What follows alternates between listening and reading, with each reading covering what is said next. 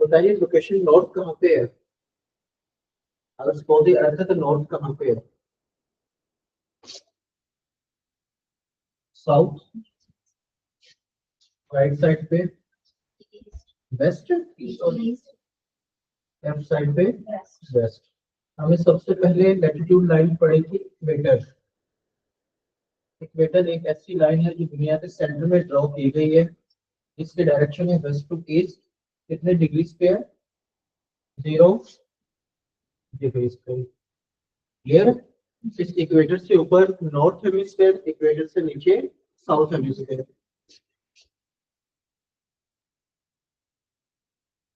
हर latitude line में कितने degrees का फर्क है? 15 डिग्री।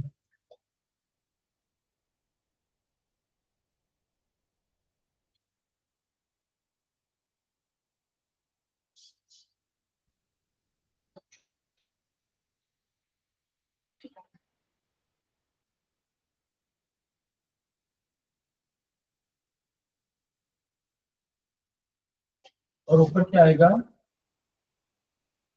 90 degree north pole. जब हमने लैटिट्यूड को ड्रॉ किया था, इक्वेटर फिर 15 डिग्री नॉर्थ हेमिस्फीयर में, ऊपर 30, 45, 60, 75 और ऊपर ये वाला पॉइंट क्या होगा? 90 डिग्री नॉर्थ पोल। क्लियर है? वैसे जो हम साउथ हेमिस्फीयर की बात करें, 15 डिग्री,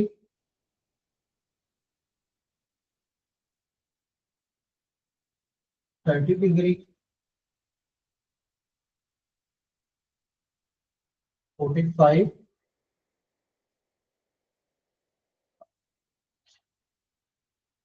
60, 75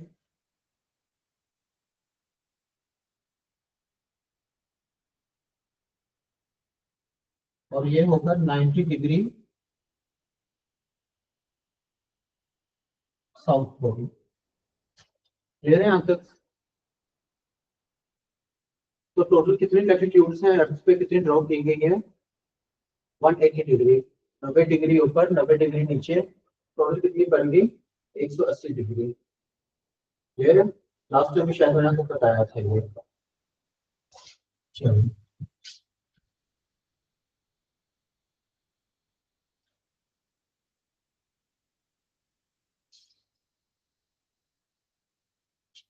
इस बार हमने एक लाइन पढ़ी थी, ट्रॉपिक ऑफ कैंसर, वो क्या थी?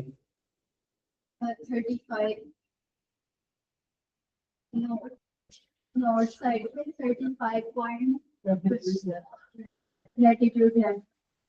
23 ट्रॉपिक ऑफ कैंसर एक ऐसी लाइन है जो है 23.5 डिग्री लैटिट्यूड लाइन। इस हेमिस्फीयर में, नॉर्थ हेमिस्फीयर। नॉर्थ हेमिस्फीयर में। क्लियर?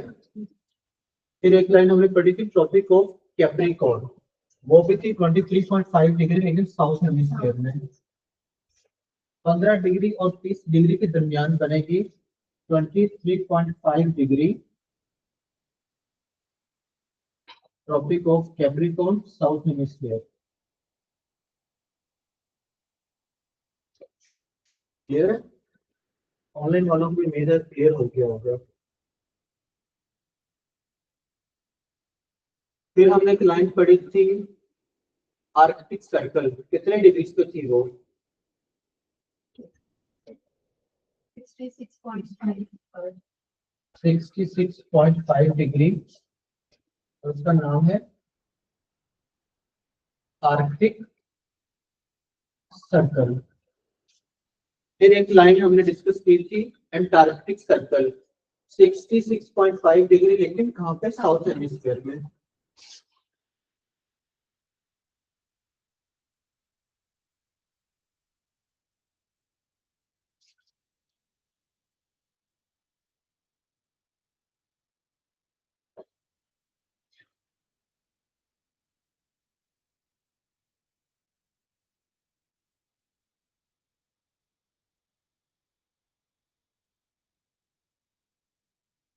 मेरे यहाँ तक Then, जिसको भी समझ नहीं है इसमें पिछला लेक्चर जो है वो लाजमी याद करना है, क्योंकि वो समझ आएगा तो आपको बाकी चीजें भी आएंगी।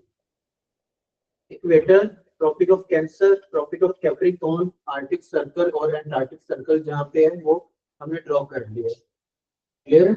अब हमारा टॉपिक है जियोग्राफिकल डिवीजन ऑफ अर्थ। अर्थ को जियोग्राफिकली कितने हिस्सों में डिवाइड किया गया? तो आंसर है 3। जियोग्राफिकली अर्थ को 3 हिस्सों में डिवाइड किया गया है। पहला पार्ट कहलाता है टॉरिड जोन, या इसे कहते हैं इक्वेटोरियल जोन। ठीक है। दूसरा है टेम्परेट जोन,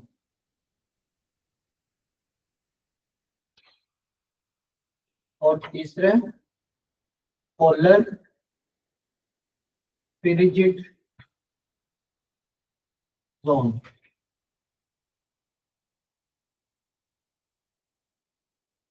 जीके में सवाल आता है इक्वेटोरियल या torrid zone faces low temperature, moderate temperature, high temperature या नन ऑफ दिस। तो आप वहां पे क्या लगाएंगे? Faces high temperature.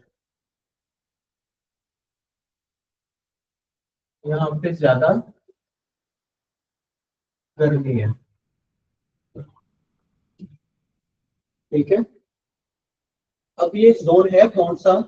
तो ट्रॉपिक ऑफ कैंसर से लेकर ट्रॉपिक ऑफ कैप्रिकॉर्न तक। ट्रॉपिक ऑफ कैंसर 23.5 डिग्री से लेकर ट्रॉपिक ऑफ कैप्रिकॉर्न 23.5 डिग्री तक, ये वाला सारा जोन ये क्या बनेगा? इक्वेटोरियल या टॉरिड जोन। और यहाँ पर क्या होगा? This is high temperature. तो वो कंट्रीज जो ट्रॉपिक ऑफ कैंसर से लेकर ट्रॉपिक ऑफ कैप्रिकॉर्न तक मौजूद है, उस रीजन में क्या होगा? टेम्परेचर हाई होगा। क्लियर है? इसलिए मैंने लास्ट टाइम भी आपको बोला था कि रोज का काम रोज याद करना है, थोड़ा मुश्किल हो जाएगा, ये पूरा सब्जेक्ट बन जाएगा आपके लिए। ठीक है। जैसे आप करते हैं मीटिंग लेक्चर 2-3 दिन बाद होता है तो वो कंट्रीज को भूल जाते हैं। वो तो याद तो आपको रखना पड़ेगा। क्लियर है? तो यहाँ से पूछिए टॉरिड जोन पे कैसा टेम्परेचर होगा, तो आपने कहना वहाँ पे हाई टेम्परेचर है। टॉरिड जोन वाला एरिया कौन सा? Tropic of cancer 23.5 degree north hemisphere से लेके tropic of Capricorn 23.5 degree south hemisphere तक, ये वाला जो सारा रीजन बनेगा। क्लियर है? इसके बाद वो अगली बात करते हैं टेम्परेट जोन में कैसा टेम्परेचर होगा। Temperate zone faces moderate temperature. Moderate का क्या मतलब है? मोतदील, दरमियाना।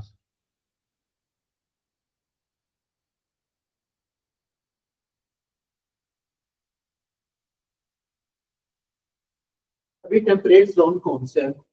ट्रॉपिक ऑफ कैंसर से लेके आर्टिक सर्कल तक, इस रीजन को क्या कहेंगे? Temperate zone. और अगर हम साउथ हेमिस्फीयर की बात करें तो ट्रॉपिक ऑफ कैप्रिकॉर्न से लेकर नीचे एंटार्क्टिक सर्कल तक, इस रीजन को भी क्या कहेंगे? टेम्परेट जोन कहेंगे।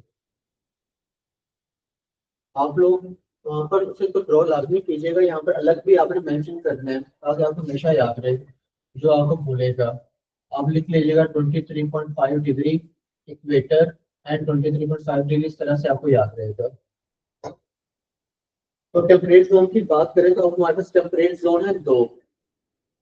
ऊपर नॉर्थ और ऊपर कौन सा ऑप्शन है, आर्कटिक, तो ऊपर वाला हो जाएगा Arctic temperate zone.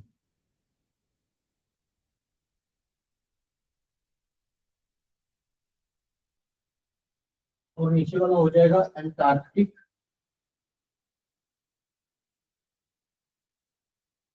Temperate zone.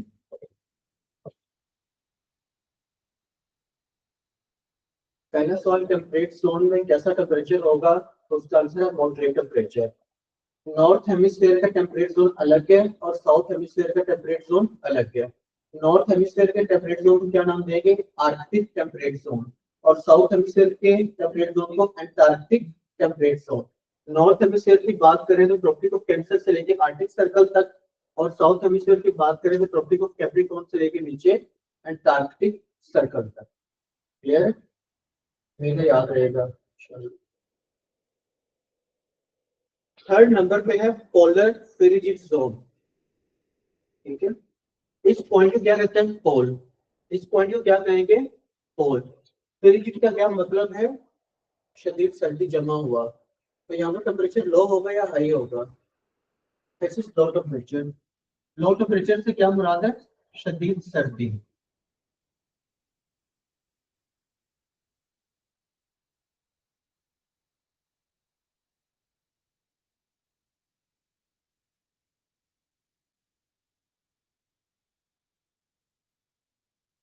Polar frigid zone faces low temperature, यहाँ पर होगी ठंड। क्लियर है। अब वहां पर अगर हम बात करें तो आर्टिक सर्कल से लेके 90 डिग्री नॉर्थ पोल तक, और नीचे एंटार्क्टिक सर्कल से लेकर 90 डिग्री साउथ पोल तक। अगर नॉर्थ हेमिस्फीयर की बात करें तो आर्टिक सर्कल 66.5 डिग्री से लेकर 90 डिग्री तक, और साउथ हेमिस्फीयर की बात करें तो 66.5 डिग्री एंटार्क्टिक सर्कल से लेकर 90 डिग्री साउथ पोल तक। अब हमारे पास फिर दो एरियाज आ गए हैं, तो ऊपर हो जाएगा आर्टिक फ्रिजिड जोन,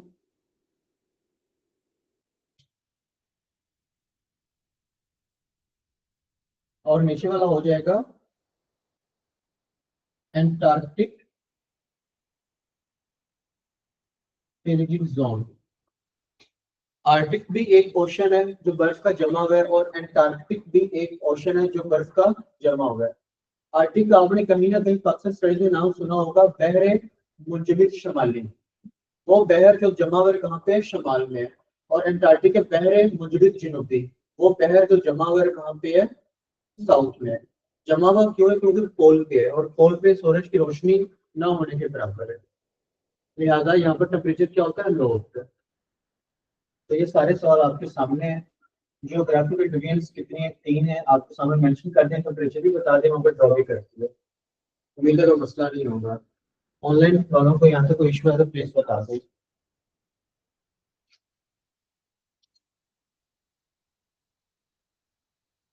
यहाँ तक क्लियर है। फिर हमने एक लाइन पढ़ी थी, प्राइम मेरिडियन लाइन। डायरेक्शन क्या है प्राइम मेरिडियन लाइन की, नॉर्थ टू साउथ 0 डिग्री, और यहाँ पर भी 0 डिग्री। क्लियर है। प्राइम मेरिडियन लाइन जो यूके, फ्रांस, स्पेन, अल्जीरिया, माली, बुर्किना फासो, घाना, टोगो से क्रॉस करती है, नीचे एंटार्क्टिका में जाती है, north to south.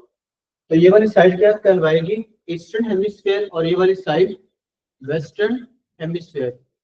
Longitude line क्या काम करती है, किस चीज को मेजर करती है, time. Longitudes are used to measure time. हर लॉन्गिट्यूड लाइन में कितना फर्क होगा, 15 डिग्री का।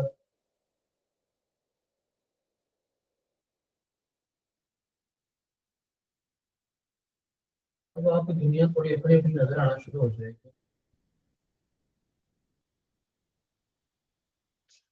तो ईस्ट की तरफ जाएंगे 15 डिग्री, 30 डिग्री, 45 डिग्री, 60 डिग्री, और इस तरह करते करते 180 डिग्री तक। क्लियर। वैसे अगर वेस्ट की तरफ आएंगे तो सेम जैसा हमने नॉर्थ हेमिस्फीयर साउथ हेमिस्फीयर में किया।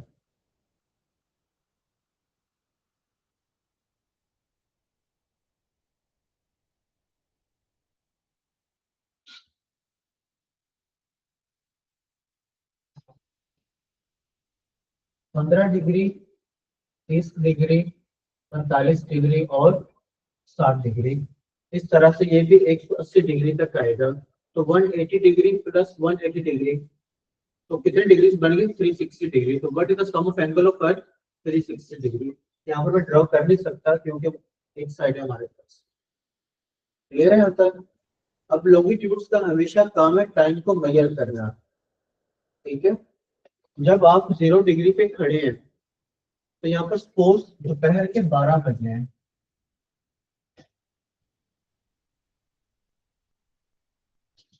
इसमें एक और चीज ऐड कर लें, प्राइम मेरिडियन कॉन्फ्रेंस।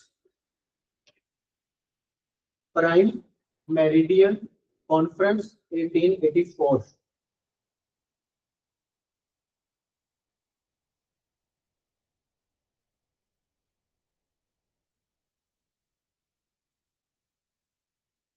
ये कॉन्फ्रेंस हेल्ड हुई थी वॉशिंगटन डीसी में 1884 में।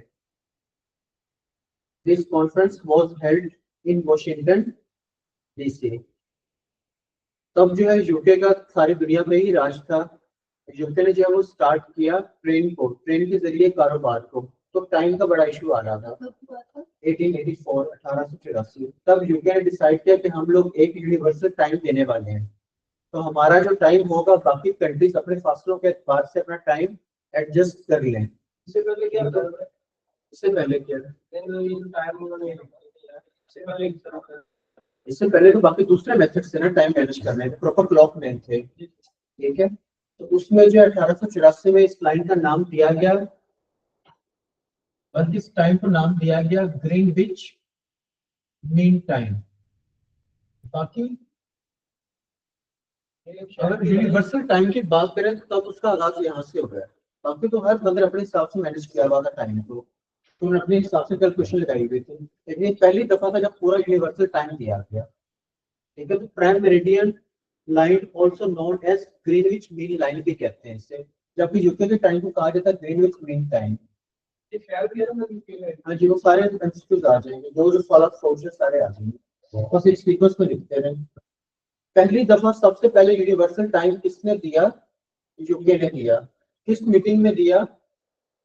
प्राइम मेरिडियन कॉन्फ्रेंस में। कहाँ पे हेल्ड हुई? वॉशिंगटन डीसी में। कब हेल्ड हुई? 1884 में। तब जब प्राइम मेरिडियन लाइन क्रॉस की गई तो लंदन में से लाइन जिस जगह से गुजरी उस जगह का नाम था रॉयल ऑब्जर्वेटरी ग्रीनविच।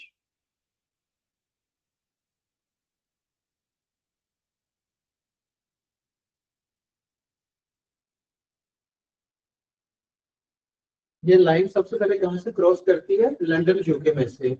तो जो प्लेस है वो प्लेस है रॉयल ऑब्जर्वेटरी बिल्डिंग है, ग्रीनविच एरिया। लिहाजा उस मुनासब से क्या नाम दिया गया इसको? ग्रीनविच मेन लाइन भी कहा जाता है इसे। क्लियर? और यूके के टाइम को क्या कहा जाता है? Greenwich main time. पाकिस्तान के टाइम को क्या कहा जाता है? PST, Pakistan standard time. एक दफा सवाल था PST is equal to GMT, और क्वेश्चन मार्क था कब। पाकिस्तान का टाइम ग्रीनविच मीन टाइम के बराबर कब होगा? कितने घंटे ऐड करेंगे? 1 घंटा, 2 घंटे, 5 या 6? तो आंसर था 5 आवर्स। ग्रीनविच मीन टाइम का जो टाइम चल रहा है उसमें 5 घंटे मिलाएंगे तो किसका टाइम बनेगा? पाकिस्तान स्टैंडर्ड टाइम बनेगा। क्लियर? अब आते हैं यहीं पे इसी जगह पे। सपोज आप लोग खड़े हैं प्राइम मेरिडियन लाइन पे और यहाँ पर दोपहर के 12 बजे हैं। हर लाइन में कितना फर्क है? 15 डिग्री का। जैसे आप 0 डिग्री से 15 डिग्री मूव करेंगे तो टाइम में 1 घंटा प्लस होगा। हर 15-15 डिग्री पे 1-1 घंटा प्लस होता जाएगा। 15 से 30 में फिर 1 घंटा प्लस होगा, 30 से 45 में 1 घंटा प्लस होगा, 45 से 60 में 1 घंटा प्लस होगा। जैसे जैसे आप ईस्ट की तरफ बढ़ते जाएंगे तो हर 15 डिग्री के बाद 1-1 घंटा क्या होता जाएगा? प्लस। वैसे जब आप वेस्ट की तरफ आएंगे तो हर 15 डिग्री के बाद क्या होगा? 1-1 घंटा होगा माइनस। तो अगर आप 0 से वेस्ट की तरफ 15 डिग्री पे गए तो 1 घंटा माइनस 15 से 30 की तरफ आए तो 1 घंटा, माइनस 13 से 45 की तरफ आए तो 1 घंटा, माइनस 45 से 60 की तरफ आए तो 1 घंटा माइनस। क्लियर है? ये हमेशा टाइम याद रखना है कि सपोज अगर दोपहर के 12 बजे प्राइम मेरिडियन पे, तो यूनिवर्सल टाइम कोऑर्डिनेट यूटीसी भी कहा जाता है। Prime meridian time is also known as UTC, universal time coordinated.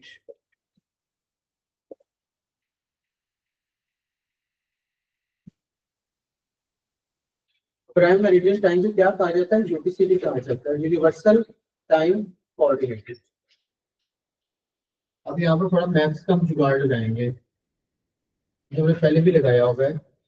Some of angle कितने है उसका? सम ऑफ एंगल है 360 डिग्री, ऐसे ही है। टाइम जोन कितने? 24 आवर्स। अब जमीन का क्या काम है? रोटेट करना। जमीन कितने टाइम में रोटेट करती है? 24 घंटे में। कितना घूमती है? तकरीबन 360 डिग्री। तो क्या होता है? दिन और रात बदलते हैं। तो जमीन 24 घंटे में अगर 360 डिग्री मूव करती है तो 1 घंटे में कितने डिग्री मूव करेगी? 360 को तकसीम करें 24 पे तो आंसर आता है 15।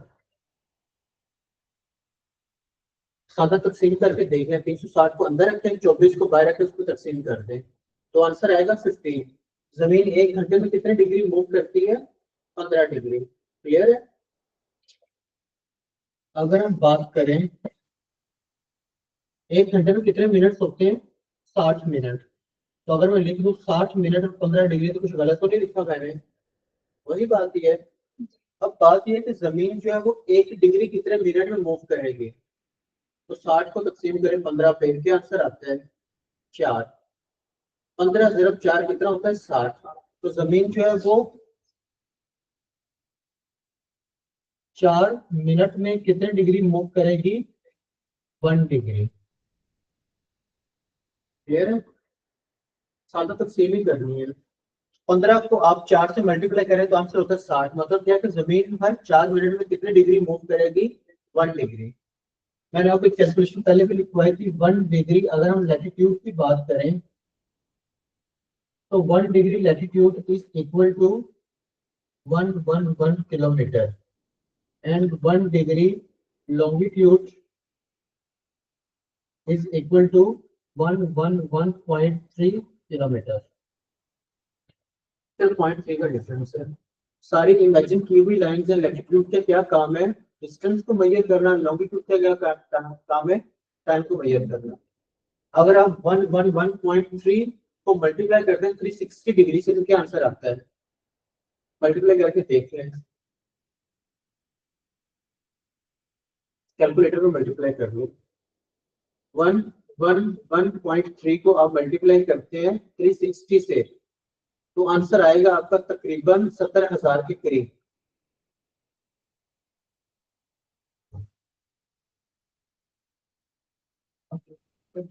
हाँ जी, 40,000 आ गया, ठीक है। तो what is the circumference of earth? हमने पहले दिन किया था, what is the circumference of earth. तो मैंने आपको बताया था पास्ट पेपर में 40,000 तो निकल है ना, सर्कमफ्रेंस ऐसे निकलते हैं। 360 डिग्री को आपने 111.3 से मल्टीप्लाई किया तो आपका सर्कमफ्रेंस निकल आया। लेकिन टेम्परेचर ज्यादा होने की वजह से जमीन एक्सपेंड कर रही है और जमीन की शेप पूरी गोल भी नहीं है, लिहाजा कुछ फर्क पड़ता है। तो अब हुआ 40,072, अब लेटेस्ट है 40,075 क्योंकि जमीन फैलती जा रही है टेम्परेचर इंक्रीज होने की वजह से। आपको जियोग्राफी का सब्जेक्ट नहीं है, लिहाजा को हमें प्रूफ नहीं करना पड़ेगा, परेशान ना। आपको सिंपल याद करें what is the circumference of earth, हमने 40,075 किलोमीटर। 1 डिग्री लैटिट्यूड की लेंथ कितनी है? 1 डिग्री लॉन्गिट्यूड की लेंथ कितनी है? क्लियर? अब वो आपसे सवाल करता है, हालांकि क्योंकि इसमें करता है लेकिन आपको पता हो कि वो कहते हैं कि सपोज प्राइम मेरिडियन 0 डिग्री पे दोपहर के 12 बजे है। तो एक ऐसे साहब जो ईस्ट की तरफ है तो 60 डिग्री ईस्ट में उनका क्या टाइम होगा और 60 डिग्री वेस्ट में उनका क्या टाइम होगा। आपने ये बात याद रखनी कि ईस्ट की तरफ हर 15 डिग्री के बाद 1 घंटा प्लस होगा और वेस्ट की तरफ हर 15 डिग्री के बाद 1 घंटा माइनस होगा। टाइम बताएं। वो तभी हम ऊपर से देख के बता रहे हैं ना, कोई नहीं बताते।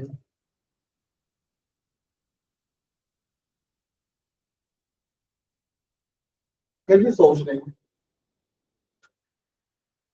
0 से 15 डिग्री 1 घंटा प्लस, 15 से 30 एक और घंटा प्लस, 30 से 45 1 घंटा और प्लस, 45 से 60 1 घंटा और प्लस, 4 घंटे हो गए। तो 6 कैसे बच गए? तो वहां पर क्या टाइम होगा? 4 AM या PM? 12 बजे के बाद AM होता है PM होता है, दोपहर 12 PM, तो वहां पर टाइम होगा 4 PM। और यहाँ पर वही 4 घंटे आपने माइनस करना है, तो 10 में क्या टाइम होगा? 12 में से 4 घंटे निकालें तो 8 बजे होंगे, 8 AM। अभी समझ, ये थी आसान स्टेटमेंट। अब बहुत तो मुश्किल की तरफ। यहाँ पर टाइम है 105 डिग्री ईस्ट और यहाँ पर टाइम है 105 डिग्री वेस्ट। तो बताएं क्या टाइम होगा? वो साहब यहाँ पर 12 बजे दोपहर को खड़े हुए 0 डिग्री पे। अब बताएं, अब क्या करेंगे आप? अब आप आएंगे इस जुगाड़ की तरफ, जो आसान जुगाड़ है। हमें पता है कि जमीन जो है वो 4 मिनट में कितने डिग्री मूव करती है? 1 डिग्री। यहाँ पर कितना आंसर है? 105। 105 को जरा 4 से मल्टीप्लाई करेंगे तो आपके पास मिनट निकल आएंगे। तो जमीन 105 डिग्री कितने मिनट में करती है? वो मिनट को प्लस और आप माइनस करेंगे, सिंपल। 105 को मल्टीप्लाई करें 4 से, क्या आंसर आता है?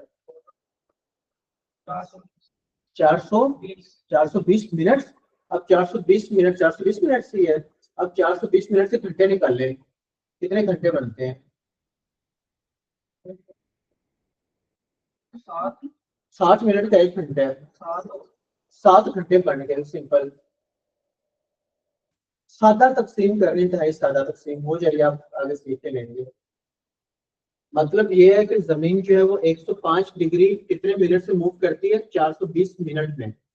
तो 60 मिनट का 1 घंटा होता है, ठीक है। 60 को मल्टीप्लाई करें 7 से, 407 घंटे का टाइम बनता है। तो वहां पर क्या टाइम होगा? 7 घंटे प्लस करने हैं, तो वहां पर टाइम होगा 7 PM।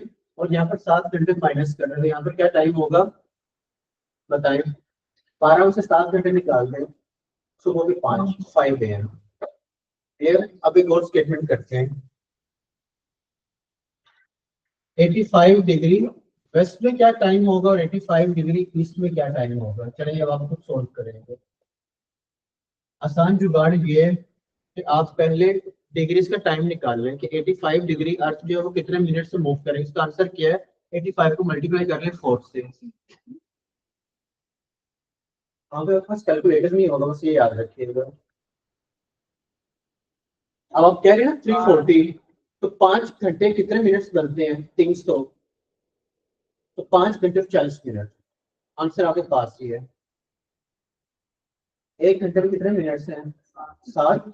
तो 60 को मल्टीप्लाई करें 5 से, तो क्या आंसर आता है? 300 मिनट। ठीक है, अगर घंटों की बात करें 5 घंटे, मिनट्स की बात करें तो 300 मिनट। यहाँ पर बात है 340 मिनट्स की, 5 घंटे और 40 मिनट। तो वो टाइम यहाँ पे प्लस कर रहे हैं, इसकी तरफ वेस्ट की तरफ माइनस कर रहे हैं। इतना मुश्किल नहीं है, बस आपको जो है ना वो मैथ्स में आपने क्लियर है। यहाँ तक ऑनलाइन वालों को फिर एक और लाइन है, इंटरनेशनल डेट लाइन। चले यहाँ पर ड्रॉ कर देता हूँ। तो कितने डिग्रीज पे है? 180 डिग्री पे। 2-3 दफा प्रैक्टिस करेंगे तो फिर आप लोगों को जो है ना वो याद हो जाएगा।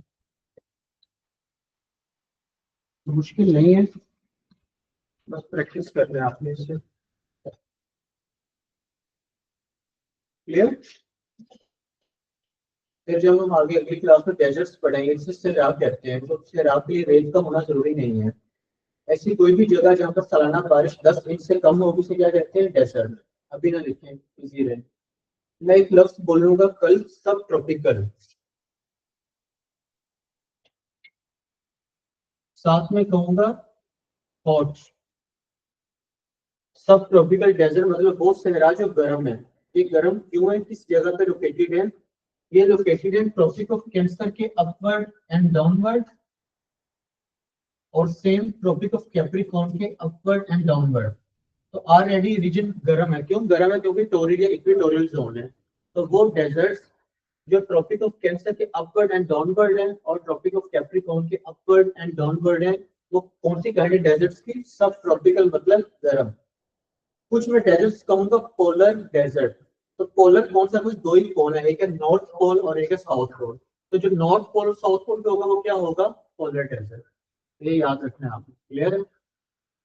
आगे लिखिए इक्विनेक्स।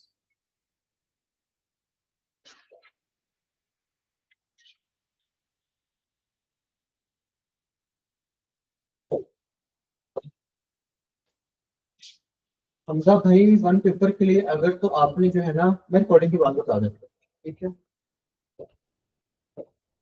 अगर मैं अपनी बात करूं तो मैं अगर पीपीएससी की तैयारी करूंगा वन पेपर की, तो मैं पढ़ूंगा इम्तियाज शाहिद की बुक से।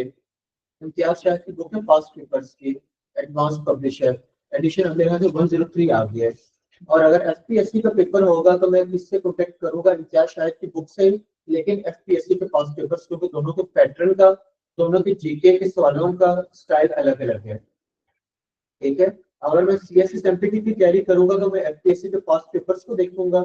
अगर मैं पीएमएस एमपीटी की तैयारी करूंगा तो मैं पीपीएससी के पास्ट पेपर्स को देखूंगा। दोनों अलग अलग चीजें हैं, ठीक है। ये बुक्स में अगर रिकमेंड कर सकता हूँ। What does equinox means when days and nights become equal? समझ आ गया मतलब भाई आपको,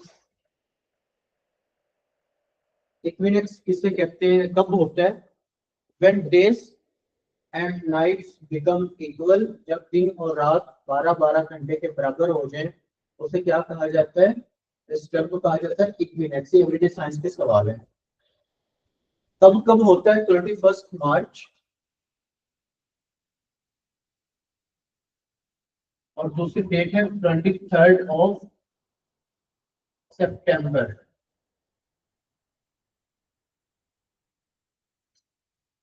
21 मार्च और 23 सितंबर, क्लियर। अब एवरीडे साइंस में कुछ कंफ्यूजिंग सवाल है जो 7 से 8 बनते हैं, हम वो सारे करने वाले हैं। तो एक हेडिंग दे दें 21 जून, बस 2-4 मिनट का काम हो रहा है बस, फिर आपको छुट्टी।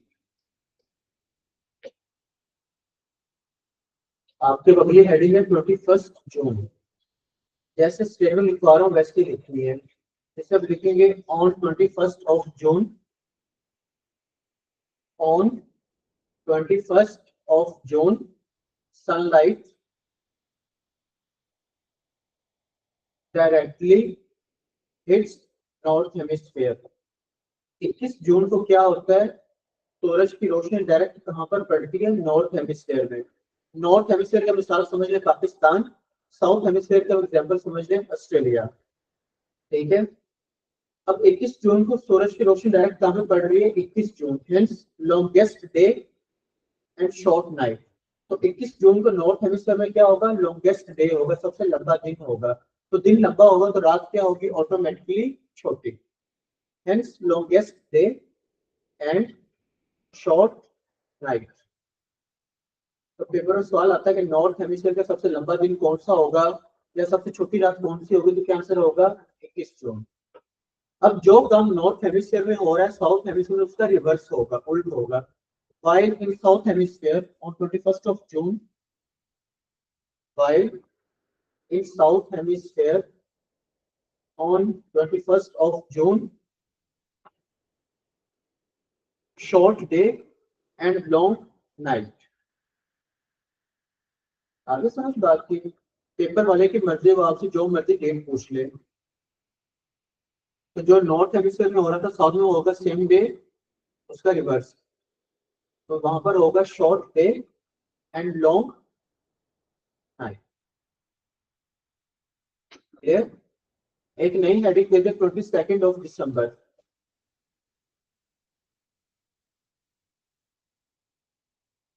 22 दिसंबर, 5 मिनट बस, सिर्फ 5 मिनट।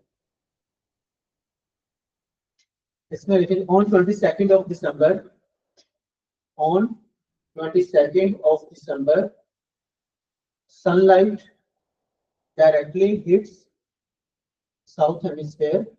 22 दिसंबर को क्या होता है, सूरज की रोशनी डायरेक्ट कहाँ पे है, साउथ हेमिस्फीयर में। सपोज मैं अर्थ हूँ, मेरा फ्रंट नॉर्थ और मेरी बैक साउथ है, तो 22 जून को क्या होगा, सूरज के डायरेक्ट रोशनी कहाँ पर पड़ेगी, सूरज के बिल्कुल सामने क्या होगा, south hemisphere. Hence they observe longest day and short night. तो वहां पर क्या होगा, 22 दिसंबर को लॉन्गेस्ट डे होगा एंड शॉर्ट नाइट। क्लियर? जबकि यही काम नॉर्थ हेमिस्फीयर में रिवर्स हो रहा होगा। while in north hemisphere on 22nd of December short day and long night. तो हमारे यहाँ दिसंबर में क्या होता है, सर्दियां, दिन छोटा और रात लंबे। while in north hemisphere on 22nd of December short day and long night। अब पेपर वाले की मर्जी है, वो जहाँ की मर्जी रात या दिन के बारे में पूछ ले या डेट के बारे में पूछ ले। अगर एक इसी सीक्वेंस से याद रखेंगे तो फिर अफाका होगा इंशाल्लाह, नहीं तो बीमारी तो लग ही जाएगी। और नहीं पढ़ेंगे तो ये जीके कैंसर की तरह आपको खा जाएगा, आपके सारे सब्जेक्ट्स को खा जाएगा। अल्लाह ना करे इस तरह से खा जाएगा कि आप लोग पेपर देने के लिए काबिल ही नहीं रहेंगे। आपका तो बस तक ऐसे ही